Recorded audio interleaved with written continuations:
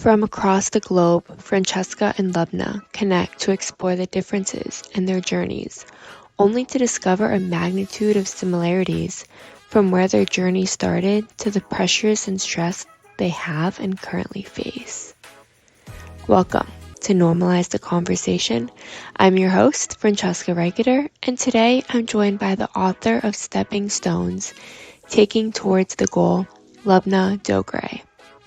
Join us as we explore the similarities and differences in a collectivist and individualistic society, self-guilt and shame, expectations from family members and society, limitations on mental health resources for youth and young adults, and the impact of social media.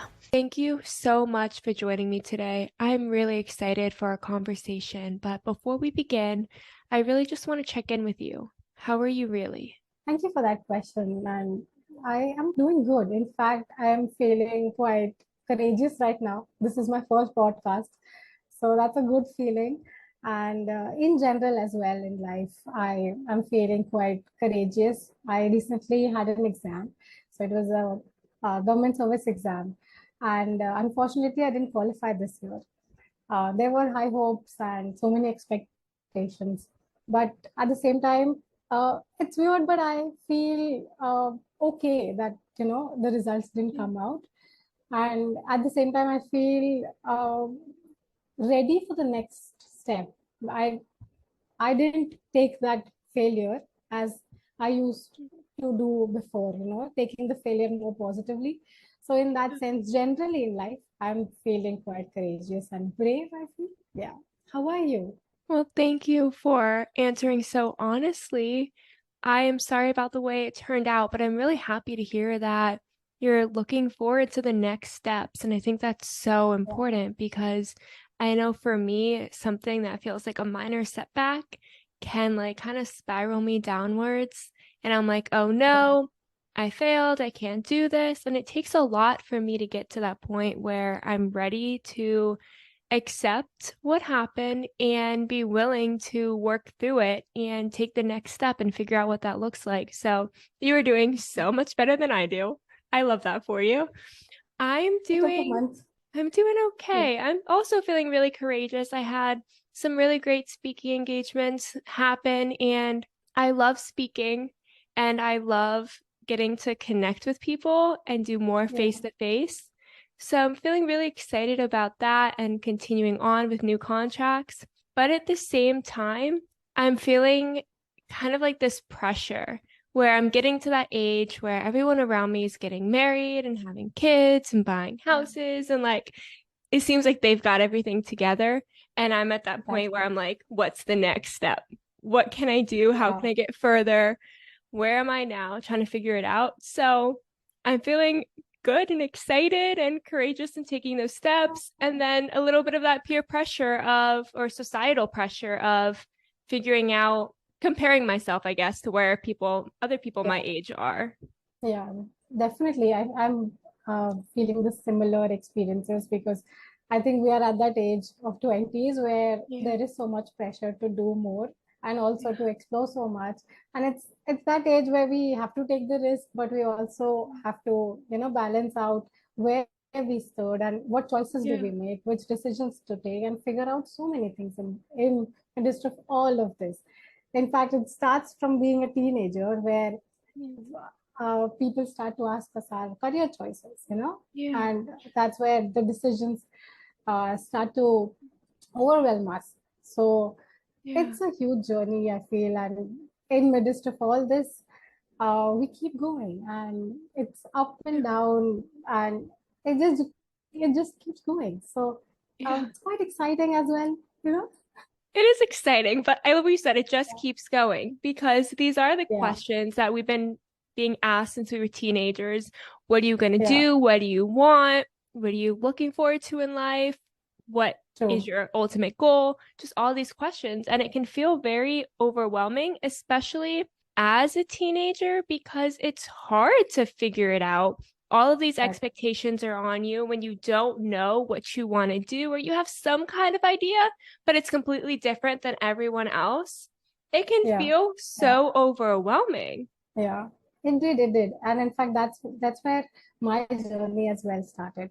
So as a teenager, I was so confused. I mean, like everybody else, I was so confused, and there were so many external influences. It's the age of social media, where social media was just taking pace, and everybody was, using Facebook, for example. So I remember my class had this hype of using Facebook, and there are so many distractions out there, and at the same time parents start to ask us what we want to do in future. And Indian society especially is like that, so there is a family pressure there, social pressure, and we start to think as to what we want to do next. These were so many thoughts that were overwhelming me at the age of 13, and I wasn't able to navigate them. Like, obviously nobody really supports us or tells us the direction, and in fact, to an extent, nobody really can tell us that direction. It's that phase where we have to figure it out. And that's where my journey as well started, where I wanted to make a small attempt to just navigate these things. And this is where writing actually came into picture. So writing these things and writing these thoughts, and writing was my passion as well, so writing these thoughts really did help me and has been helping me ever since. So, yeah. No, I relate to that with the writing helping me like navigate and figure it out. I was 12 years old, I think, when I started my first blog. And it was just trying to answer these questions or make some understanding of life because, like, the time of social media, I remember on Facebook, I don't know if you ever did this, but posting your story as like for a TBH or like for like a rate on the scale of 1 to 10. Yeah. And feeling so like stressed on what other people were going to like rate me as or what their TBH was going to be or how many people were going to like my post and how honest are you supposed to be? Like, I just remember all these questions and feeling like I was constantly comparing myself to my best friend who was getting like 200 likes and I was getting like 11 and just trying to figure out who I am in the midst of so much just pressure from the world around me. And not even pressure that was maybe specifically said to me, but pressure that I kind of put on myself by comparing to everything happening around me. But I'm really curious, growing up in India, because the societal pressures are very different. So, what are some of those pressures that you faced? Right. So definitely there is a cultural difference there, because Indian society is quite collectivist in that sense, because we value society, and in fact family is the core unit, and nobody really takes any decision without considering that family aspect or what others will start to think. So societal pressure in the sense, career choices, for example. So there are two different paths usually that people take here: engineering or medical. So this is also very influenced by what other people will think. So there is not really a freedom to choose as well. So many students, they don't get to have that pause in their life so that they could think about themselves, because that individual identity is not formed, and it's not even encouraged, because like teachers also, they are considered as gurus. So guru is somebody people look up to and they follow them. And this goes to a negative aspect, because uh, it's overwhelming as well, because how should a teenager figure it out then? Because they have to think about what society will say, what their family will say, what their parents will say. And so many do succumb to family pressure. They have to take choices that their parents tell them. They can't really choose for themselves, or they don't even understand that boundary. So that's very blurred.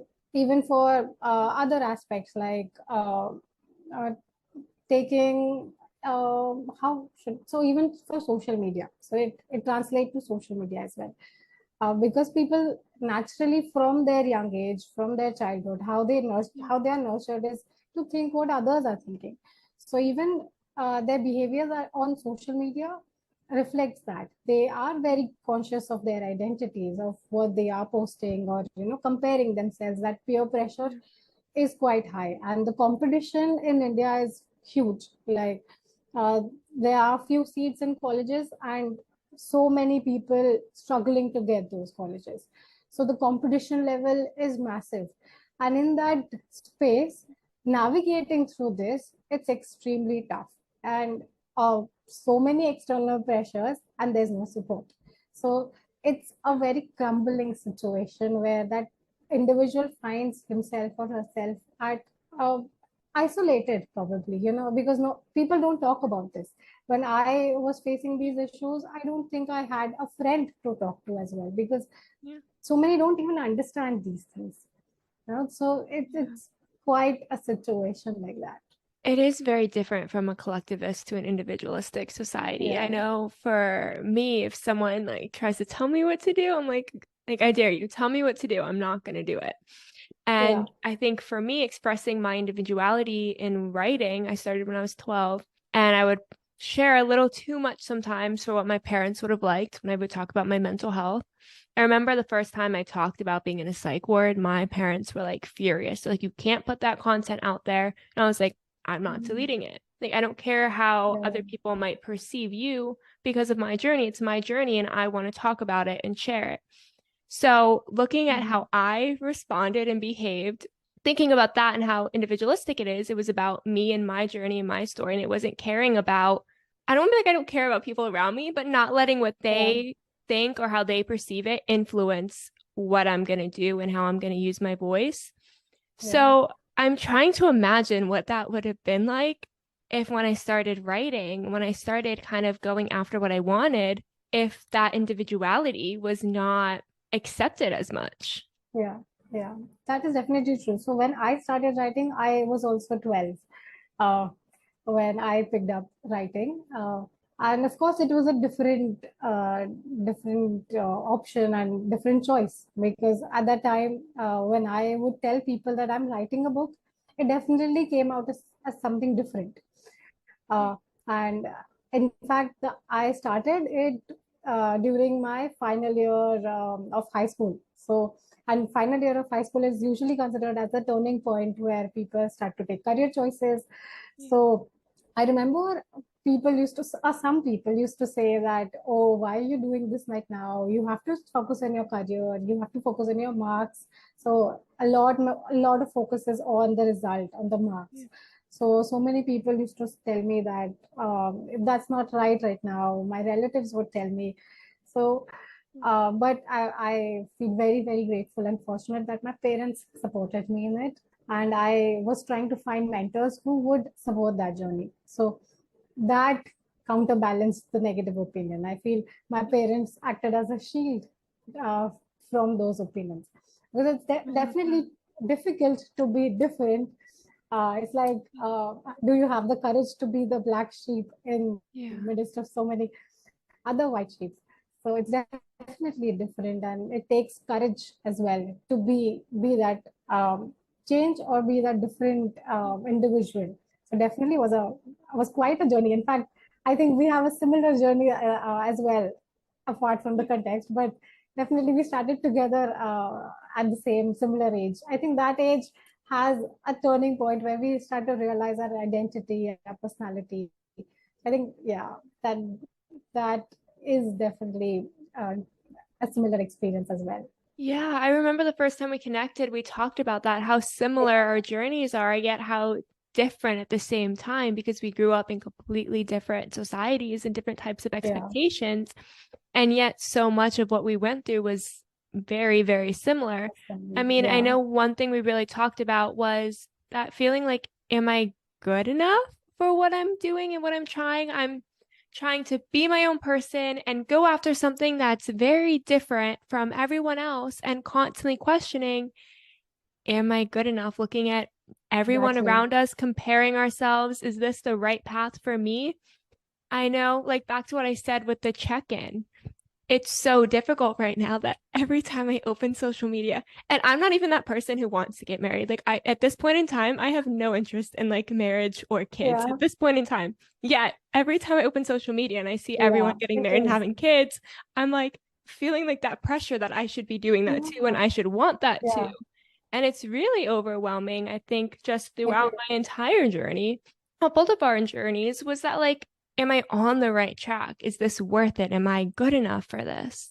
Yeah, that I've experienced too.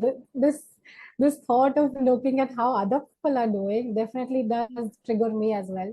So I'm preparing for the exam. So I'm not associated with any college right now. So I'm preparing for my home and looking at other people doing their masters or taking their job is definitely it definitely does trigger sometimes.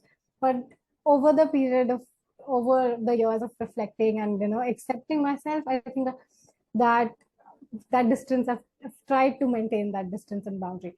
So I actually want to share a story here. So during my book writing journey and after it got published, so during the book writing journey it was quite good because I was doing my thing. It was, we just write at our home and it's our thing. But once it's out, then it's open to the judgment of people. It's open to what other people will start to think about me and whether. So when I wrote it, I was just writing. I was just letting my thoughts be free. But once it was out, I had to question myself: Am I okay at being so vulnerable that anybody else could read my thoughts now?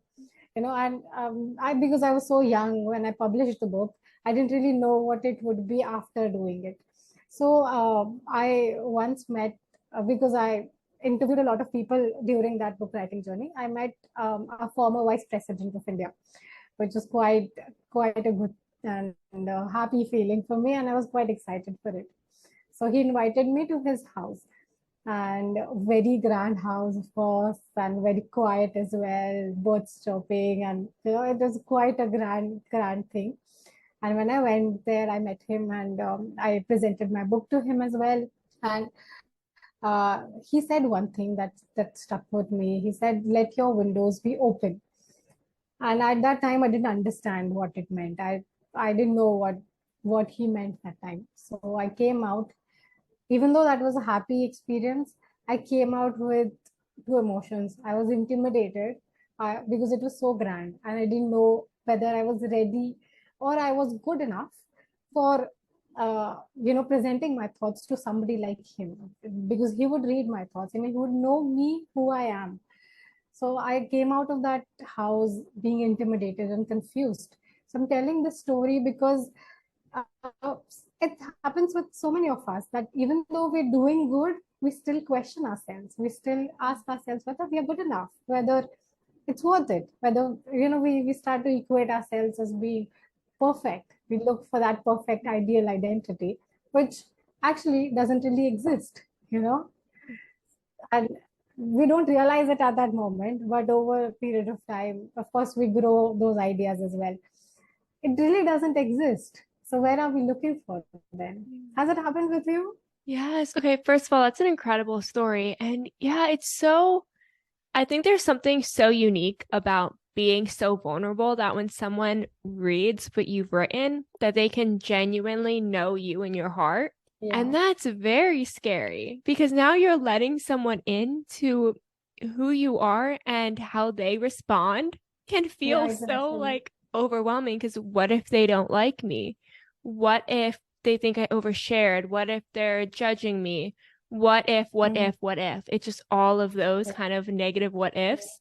And it's so hard not to let that external validation really control your own perception of yourself. Because when you're Yeah. so vulnerable, you are open to everyone else's thoughts and feelings. And I know for me, that was something that I felt so shameful of all the time, Mm. that I could write it and someone could read it, but I could not talk about it. Like, I could not have a conversation Exactly. with someone about it after, because I did not want to know their response. I was so afraid Yeah. of, what if they don't like me? Anything someone would say to me after that, I would internalize. And then, like you said, trying to have that perfect appearance. So if someone said, "Oh, your voice is too high pitched," that's something I get a lot. "So your voice is too high pitched." Then I felt like I couldn't speak because my voice was Mm. irritating to people and people didn't want to hear it. Or you're you look like a child. So then feeling like I have to put on so much makeup and have my hair done and try to dress older so that I look mature enough to be in the conversation. Or I used to love, love, love the color pink. So everything I had was pink. Not that I don't love it anymore, but I just don't walk around in everything being pink. Probably Yeah. because people would be like, it looks like Barbie threw up all over you. And I was Mm. like, okay, well, can't wear pink. Pink is too girly. That's shown as weakness. Like I would internalize everything until I felt like I didn't even know who I was. And I was so afraid that, oh my goodness, what if I get excited and my voice gets really high pitched and people are going to see the Yeah. truth? What if Yeah. I get a pink phone case and people see, oh, she's too into, I mean, Barbie's a big thing in a good way right now, but I feel like if you talk about this like a Yeah. few years ago, not as cool. But she's like Mm. so into Barbie, or she's so this, she's so that, constantly afraid that I was gonna say the wrong thing or not have my Mm. voice controlled and soft, or my hair not be done, or my makeup not be done enough, or my outfit not look mature enough, but then Yeah. also not too mature because you didn't want to look inappropriate for your age as well. And then people want to take you seriously. Just all of these like Exactly. overwhelming, I don't even know the word, but it's a lot when you're constantly open to that It is. external validation and trying to live in that image you want people to see and accept when if they're not accepting you as you, like that's them. It's not you. But it's so easy to want Exactly. to fit into that. It is definitely true, and I've experienced all of it, or everything that you said. And in fact, it feels quite good to know that Yeah. somebody else is also experiencing the same Yeah. thing. In fact, if we actually boil this down, everybody just thinks about themselves, that what Yeah. others are thinking about them. So it's quite funny that it's really about what we really value. And at the end of the day, that's what matters. It doesn't matter what others are thinking, what others are telling you. It's your own judgment, your value system, and what you want to Yeah. figure out. So it's really you who matters. Yeah. And accepting that, of course, is very difficult. It's uh, Yeah. because there's so many people who would keep telling us that you do this or you do that, or everybody has an opinion about us. Yeah. But it's like self acceptance is like a mirror that we don't really show ourselves so often. And accepting that self and smiling at oneself every morning, that's a big thing. I started this a few years ago. Whenever I get up in the morning and when I'm brushing my teeth, I would look at myself and smile and just give a high five. I think this is Mel Robbins talked about this, and it really helped me overcome those thoughts and starting my day fresh and being okay with being myself and showing myself to others. So that's been quite a journey of accepting myself as well. So writing and being open uh, has helped me over the years. What has helped you? I'm curious to know your story as well. I feel like a lot of different things have helped me, but I love that looking in the mirror and smiling because when I look in the mirror, it's so hard for me not to automatically go to, oh, your face looks dry today, or you have a pimple here, or oh my goodness, how have you not Yeah, went and got your eyebrows done yet? Like just all these things, or oh, you didn't work out hard enough the other day. Oh, you're like just all these things yeah, that it's so easy to like completely judge myself. So I've been writing like positive quotes on my mirror to like kind of that's what I have to yeah. read instead of just looking directly at myself. But I'm gonna try the smiling thing. I don't know how well that's gonna work for me, but I really want to try it because I wonder if I just like looked at myself and was happy, if I would go straight to all the negatives or if I would just like accept my external appearance. I know for me that's something I struggle with is I think because I was always like judged for like my external appearance. I was a competitive cheerleader. They put us in those tiny Mm. uniforms. Then it was like my stomach hung over my skirt and it was like this whole big thing. And it was like this whole big thing because someone pointed it out to me and I felt like immediately Mm. ashamed. So I spent all my time looking at like my external figure and what was wrong with it and why I wouldn't fit in. So for me, self acceptance kind of comes in two ways. So, first, for like my physical appearance, learning that I can dress however I want to dress and feel confident in my clothes instead of feeling like I have to fit into what someone else thinks I should wear. And being okay if, like, I want to wear sweatpants, I can wear sweatpants. If I want to get dressed up, Exactly. I can get dressed up. I don't need to constantly feel like I need to fit into whatever is trending at the moment or what other people are wearing, but just feeling comfortable and confident in my own skin, no matter what I put on, and putting on what makes me Mm. feel good. And if that's sweatpants, like, so be it. Usually it's sweatpants, by the way. And then the second piece of like that kind of self-awareness and self-acceptance has been a lot of paying attention to my thoughts and where they're coming from. Because, like I said before, about that pressure from society that I need to do this, like you need to get married, have kids. I'm like, that's really in my head right now. I was at a wedding last week, by the way, for reference, why this is so like in my head right now. Okay. I never go to weddings and I had to go to one. And this is why I don't go. Yeah. It is a huge pressure. It's like all that pressure from kind of society, but did anyone tell me I need to be married and have kids right now? No, no one has said that to me. But I put that in my head based on what I was seeing from other people and what life looked like in the past, thinking, oh, my grandparents got married and were having kids by the time they were my age. Why haven't I?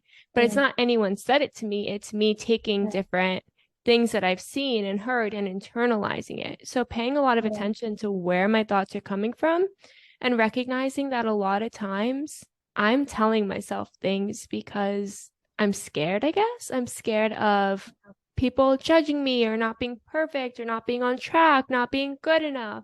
So I'm constantly telling myself all these things that are wrong with me and recognizing like I came up with that myself. No one's judging me for whether or not I'm married right now and having kids. Exactly. No one is judging me for how far along I am in my education versus my career. No one's judging me for that except for me. Or maybe people are, but they're not saying it to me.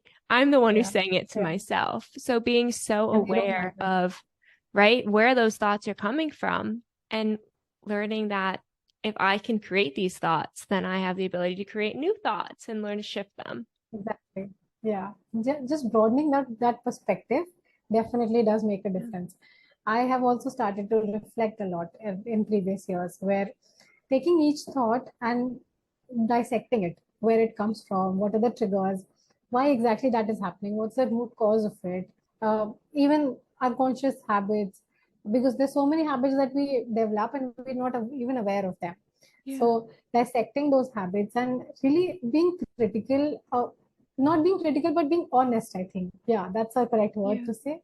Being honest to oneself and accepting those parts of ourselves to ourselves, being open to one own self and writing them, or just bringing them to consciousness makes such a huge difference. For example, I'll tell you this is quite funny that I thought about this like this. So before an exam, if I didn't sleep, I would think that my exam is not going to go good. And usually before the first exam, I would not get good sleep, and which is quite normal. If you look at it, it's quite normal to have that anxiety a day before exam and not sleep. But I had this fixed mindset there that if I don't sleep, my exam is ruined. So it's a predetermined result that it wouldn't happen. But then I dissected that thought. Where is it coming from? Why is it exactly affecting me? Where is the origin of it? And mostly it's just our wrong perceptions and our cognitive biases. And we allow them to stay, without paying attention to them. So it's a difference of just paying attention and then accepting, okay, it was like this. Now I can shift to a different thought process. Just scientifically accepting that, okay, if you don't sleep, it's because there's anxiety and your body is excited for the next day. Just that shift in a thought process made such a huge difference that I don't think about the same thing. And I'm quite excited for the next day and the exam. So this shift, in fact, I've tried this shift for so many different thought processes, and it does make a difference. And this reflection process, of course, it's difficult because we're being honest to ourselves, and it takes, again, courage to accept parts of ourselves.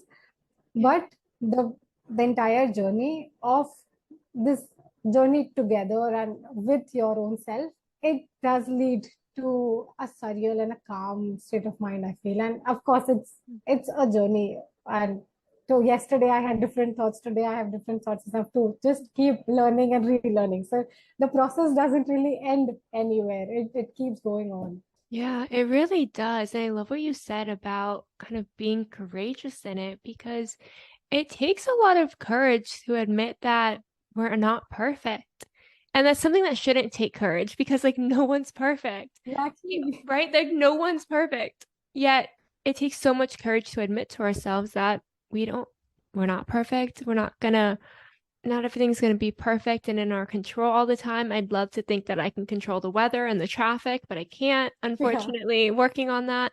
No, but there's so many things that we can't control that aren't going to be perfect. And our thoughts can sometimes be one of those things that we're not really perfect at controlling and managing all the time. But Exactly. when we are paying attention to them and we're willing to accept, hey, I have negative thoughts sometimes. That's totally a normal piece of the human experience. I can listen to them. I can learn how to shift them. I can understand what they're trying to tell me. Because, like you Yeah. said, the lack of sleep, using that as a, oh no, I'm going to fail the exam, nothing's going to come good from it, to, oh, my body's just telling me I'm excited for it. I'm excited for the next day. It's also something that's completely normal to like lose sleep over something that's perceived to be really big, Yeah. like an exam. I know I could lose like 2 weeks of sleep over an exam. I'm a nightmare when it comes to exam time because I have this fear of failing. Um, things I should work on. Add that to the list. No, but becoming so aware of these thoughts and knowing that, like, having the courage to admit that, yeah, I have these thoughts sometimes.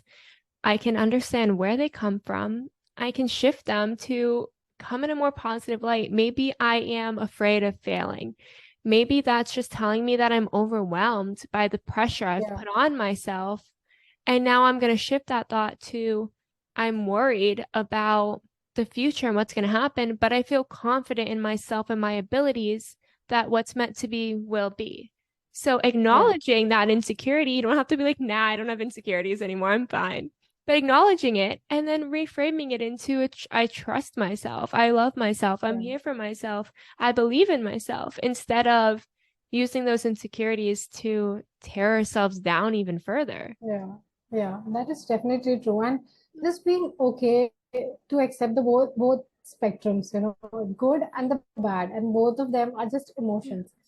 No, Yeah. exactly. Learning to accept that there's good and there's bad. I mean, the human experience is so beautiful and so messy and so overwhelming and so great. There's the highs, there's the lows. It's so many different things that it's okay when it's not always the highs. It's okay when it's not Yeah. always the lows. It's okay Yeah. when you are in the lows or you're in the highs. It's all of it is a valid piece of the experience. But at the same time, you deserve to feel good and feel supported and feel loved. So even when you're going through the times that aren't so great, when you're feeling down, when you're feeling maybe unloved or not supported, to know that you deserve to feel that love, to feel that support. And there are small things you can do, whether it's reframing your thoughts, whether it's just Yeah. reminding yourself that you're not alone, whether it's reaching out to someone, whether it's trying to explore your own individuality and write like we did, right? It's Yeah. finding small things you can do for yourself because when the bad times come, which they will, it's part of life, Yeah. unfortunately. Wish it wasn't, but Exactly. it is. What can you do to show up for yourself, to Yeah. let yourself know that you deserve the best of everything and you deserve to feel great? So know that like it's okay to be upset. It's okay to have negative thoughts. It's okay to not feel great all the time. But it's also okay to chase after that feeling of support, whether it's internally, externally, both. Make sure it's always really important to love yourself too and not just need that external validation from others. Been there, done that. It's not a good, doesn't end well. Exactly. Always making sure that you're Yeah. there for yourself is so important. I feel like I just went in a circle, like around and around and around to say you deserve to feel supported by yourself. And there's so many things that you can do, whether it just starts as reframing thoughts or accepting yourself as you are so that you can get there. Yeah. Definitely. And it's not just a moment of time, it's an entire journey. Yeah. Uh, you definitely said it so well and framed it so beautifully. And that has happened with me with my book writing. So my book writing journey was quite good. I was writing with passion, but after it got published, I distanced myself from it. In fact, there was a period of time where I couldn't write freely, where I couldn't reread my thoughts. I just couldn't pick writing, and there was a stagnation in that process. That phase definitely was quite tough, because once we distance ourselves from our own values, we start to take wrong decisions as well. We don't really know where we are going. And I started college that time, when these thoughts, and when I was facing this dilemma. I started college, and during that period, one of my friend, not even friend, but a classmate, came up to me and said, so I was in a good college. It's one of the best colleges in India. And she came up to me and she said, if you are an author, there are people here who have gotten international awards, and they are best at their art. And it's like it's nothing really, and it's just one of those so many others. So it's nothing, and you were just one of them. So I don't know how did she get the courage to say this, but that really shook me, because I was already at my low, and I didn't I didn't know how to accept those parts and be open to it. And she said me this about my book. And I'm telling this because that moment and that change uh, was difficult to accept, and to really be open to that experience. And it did closed me further, and my college experience also was affected because of this experience. And it's a vulnerable story. I've never talked about this to anyone before, where I would judge my own writing whenever I used to write. And judging my writing in the sense, I would judge about my typing errors, my spelling errors, my sentence restructuring, etc. And which are so small things, and it's human to make them. But just external influence can make us question so many things, and so many things about our own selves. So that happened. But uh, again, I said I couldn't write freely. And then slowly, gradually, I started to pick up that writing again, being okay with mistakes, being okay with just, scribbling my thoughts. And that is when I started to relive my previous moments. I started to reimagine my previous moments. And like I said, I met Vice President. So I relived those moments. I reimagined them. And remember, he said that let your windows be open. Now I understood what it meant. After years, I understood that he meant that it's okay, and be open to experiences. There will be good and there will be bad experiences, but what we let in and how we interpret it, that depends entirely on us. So now that overwhelming and that intimidated feeling is not there. I relived it, and I relived from not a position of scarcity but abundance. That okay, whatever I am, I'm okay with my image, and now I take that image to the world and show it. In fact, today when I'm speaking this and doing this podcast, it's that step of being okay to explore new things, being okay for that growth and making mistakes. I i don't know what the result might be. Even for my exam, I did my best for the exam, but result was out of my control. Now what I can do is to look back at my steps, find my gaps, and then move ahead and just go for the next. What is learn and then unlearn and keep relearning. So it's about that trial and error that keeps going on, and then taking the next step. So it's usually like just like economic business cycle. It's up and down, and that's okay. This entire journey, it's okay, and I think that's what is exciting as well. Taking the risk, trying it, and then just going, with our life every day. Oh, exactly. Taking the risk and being okay with the idea that it may not work out the way you want. You may have to try again in different ways and try and keep trying, and one day you'll get where you're meant to be. You have been absolutely amazing. I have a question for you. What's next? For me, so this is one of my values that I live for. I want to serve and contribute to my nation and beyond, as my capability could allow me to do. And also focus on accessibility to the marginalized communities and vulnerable communities. this has been at the core of whatever action I take or whatever decision I take. It is to serve. Even when I was writing the book, the intention behind that writing was to help others. So that has been constant, and I keep exploring the career paths, or not the career paths, but just the decisions that I take. So I keep exploring those decisions and keep realigning them with my values. Now I'm at a position where I'm happy with who I am, and I feel I have started to inculcate that growth mindset in me. So I'm excited for what my life holds, and I will be preparing for the government service exam this year as well. And excitingly, I've also taken up my first job recently. So that is quite exciting. I'm very excited to settle in that job and balance together. And both of these, my studies and my job, align with what I truly value at core. Thank you so much for listening to Normalize the Conversation. Don't forget to subscribe, rate, and review.